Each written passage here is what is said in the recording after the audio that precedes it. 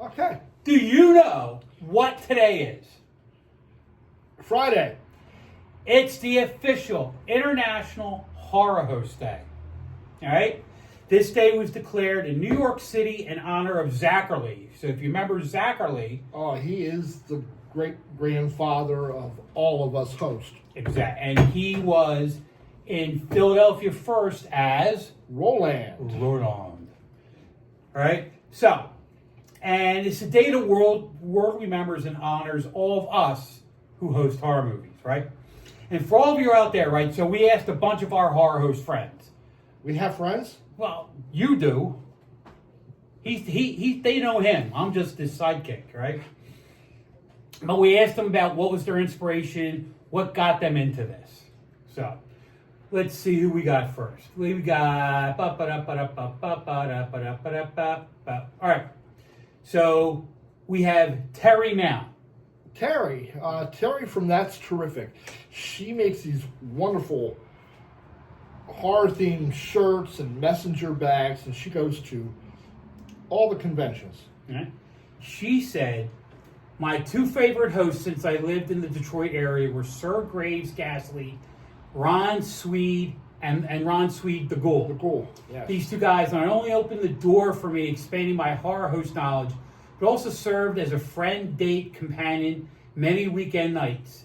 Later, when I got a copy of American Scary, it's a cornucopia of marvelous hosts. If you ever get a chance, American Scary is where they interviewed a lot of horror hosts, past and present, right? And it's great because you just learn so much about what in the backgrounds a lot of these guys. There's a lot of history behind hosts. And, it's not hard to find books, documentaries on all of the hosts from across the country. There are so many of them. Yeah. Tom, there's more of us than there are movies, I think, sometimes. And as we mentioned, Svengoolie. Yeah. Autographed. But he is the great-granddad to all of us. The horror host phenomenon started back with Vampira. Oh, yeah. Oh, in my California. God. With the skinny waist. Yeah, she was like the grandmother of all of us. She was the first one. And then, not long after, Svengoolie was number 2. Mm-hmm. But as soon as the local studios found out that there was a hunger for these old Universal classics, every weatherman was suddenly enlisted that you will be the guy coming out of the coffin on Friday nights. Well, the guy in Pittsburgh, right? Wasn't he on the news? Chilly Billy. Yeah. Yeah, he was on the news. Yeah. He was, I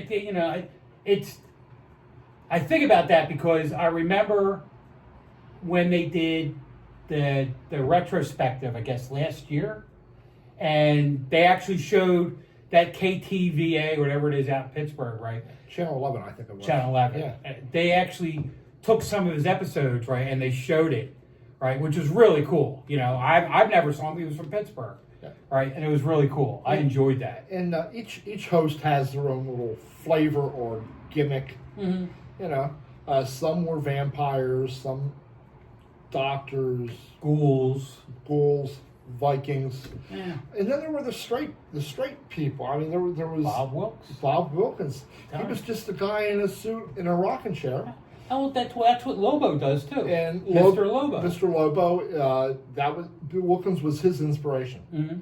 So Mr. Lobo is the guy in this suit now. Yeah.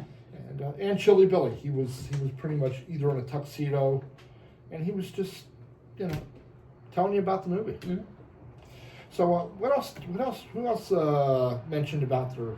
So we got Alexis Himmelach, right? Okay. Do you know who that is? Greeting, Dr. Dread. Alexis Himmelach here. I grew up in Pittsburgh and watched Chiller Theater with Chilly Billy, Carlisle, every Saturday night. I was memorized and inspired to become a horror host, but didn't know how. Fast forward many years, and a few states later, I connected with my local public access TV station, learned how to shoot and edit my own shows. I created Beware Theater, and I continued the tradition of horror hosting in Fort Collins, Colorado. I created the character of Arachnia, the Spider People, along with my skeleton friend, Deadly, and host Beware Theater. Right, the old black and white horror movies from the Golden Age, Bad acting, bad directing, cheesy special effects, and lame monsters. Can you catch Beware Theater on YouTube? Yes, you can. And we also host her on WON occasionally. Catch her show. It's a lot of fun. She's funny, man. She's really funny. All right. Then we have Rob Graves. Rob Graves, most people know him as Gruesome Graves, but Facebook wouldn't let him use the first name Rob. No, strike that. They wouldn't let him use the first name Gruesome. So, Gruesome Graves from the Horror Hotel. Huh. Well, Nope. is he the one that... Scratch that. The Haunted Hotel. Is he the guy that dresses like an all black with the hat and the suit? Yes. Okay. Okay. He's all over Facebook. Gruesome Graves, no face, skeletal hands, emerges from a coffin, and he was just inducted just this year into the Horror Host Hall of Fame. Wow. That's our goal. That's big, man. We want that. That's when you've made it. You've made it. Yeah. You're somebody. Yeah. So his inspiration came from two local horror hosts. The first was Ashmodeus, the vampire played by Jeff Gibson. His show was called Psycho Cinema. What a great name. After he came, the Shroud played by Don Paris on Nightmare Theater. I gave him my Aurora Monster models. Do you remember them? They were great. They were cool. And to use as props on his show, and got my first screen credit for it. Also watched the host called Clara Caca and Her Creepy Cauldron. That's how it's written, right? Out of South Bend, Indiana, when he was at the lake. Of course, my mentors who gave me my start were Penny Dreadful and Guru from Shilling Shockers. Penny Dreadful, she's pretty good. Yes. Yeah, I've seen her on Facebook a lot too. Yes. Right. Then, right, finally we got Rich Yarber. He grew up in Cleveland with the Ghoul. You know, anybody from Ohio knows the Ghoul or his predecessor, Goulardi. And they were a huge influence on a lot of current horror hosts. Yeah, well, he played it different. He wasn't like, he was just crazy. He was insane. Yeah. The Ghoul was just insane. Yeah, he didn't play a vampire. He just played like a ghoul, but like this crazy dude. Had this lab coat and a fright wig and glasses with one lens missing, and he was all over the place.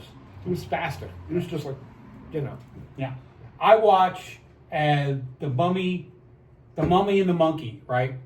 And they're out of Cleveland. They're on Friday nights after us, and on YouTube, right? And they are devotees of Goulardi, and it's just funny because they actually have the rights to some of his bits.